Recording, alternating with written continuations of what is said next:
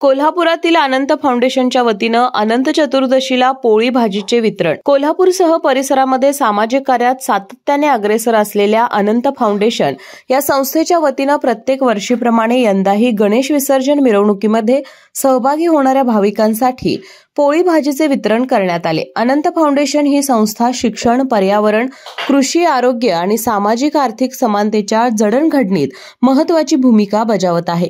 यापूर्वीही शिक्षण क्षेत्रातील विविध उपक्रम, पर्यावरण संरक्षण मोहीम, शेतकऱ्यांसाठी मार्गदर्शन शिबिरे, आरोग्यविषयक जनजागृती कार्यक्रम देखील फाउंडेशनच्या वतीनं राबवण्यात आले आहेत।